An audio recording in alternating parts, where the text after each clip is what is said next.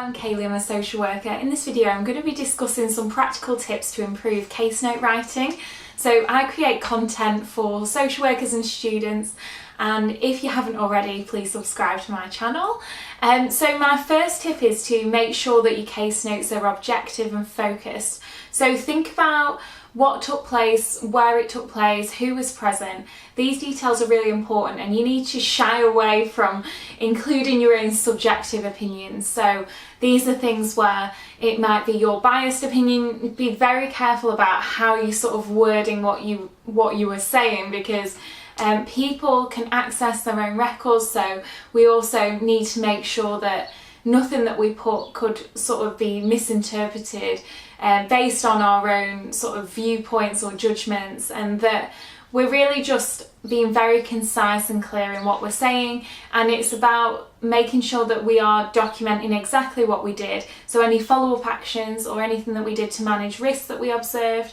So this could be if there was any safeguarding actions that were taken. For example, you may have someone who was in distress during the visit and you gave them advice on who to contact next, or if there was something that you saw where there was concerns around abuse or neglect, then you'd write a comment in the case note about exactly what you did, so that when they're looked upon by someone else, it's clear that what happened at the time. And this is why it's really important to be careful about updating records as you go along, and case notes have the option for you to put the specific time and date of the case note, so make sure that that's accurate, and it needs to really show a chronology of what happened. So that's why it's important to make sure that none of these are missed, because it'll show a story really of how an event sort of unfolded. If there is anything that's significant that occurs and it ends up that the case notes need to be looked upon by the court, they'll be looking back through to understand what's happened and what's been done to manage that situation. It's also important that case notes are professionally written and carefully considered, and that you are analysing the situation rather than just putting absolutely everything. It needs to be concise and to the point and what's important for that individual, because the people we're supporting can ask to view those case notes, and it needs to be representative of what happened and what was important for them at that moment. So you can include the person's voice. Sometimes people do this in inverted commas to say what the person was feeling, because it is a record that's for them.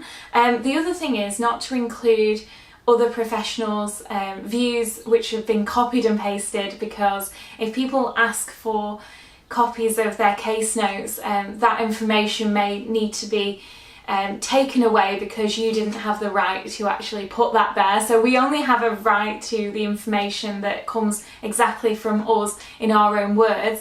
We can include other professionals' views or guidance, but we need to reword that in our own view.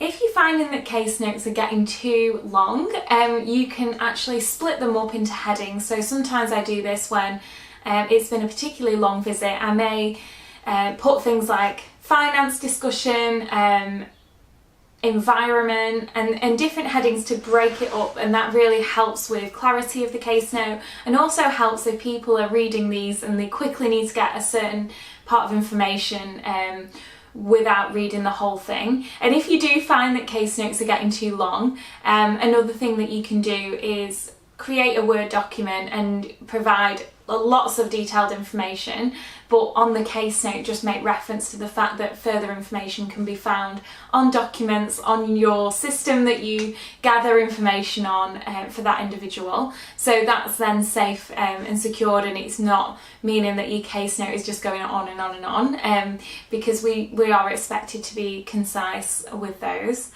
And if you're finding that the case notes are really long, it makes you wonder whether that information would be more relevant in an assessment of that person, so that sort of document rather than on the case note. But we do need to make sure that everything that needs to be there is there, and sometimes that can be hard to know, and different organisations and councils will have different expectations, or if you work for a charitable sector. So a good thing to do is actually to speak with your supervisor about what they expect, and it's something that you can look at that in supervision, or even looking at colleagues' case notes to get ideas can be really helpful.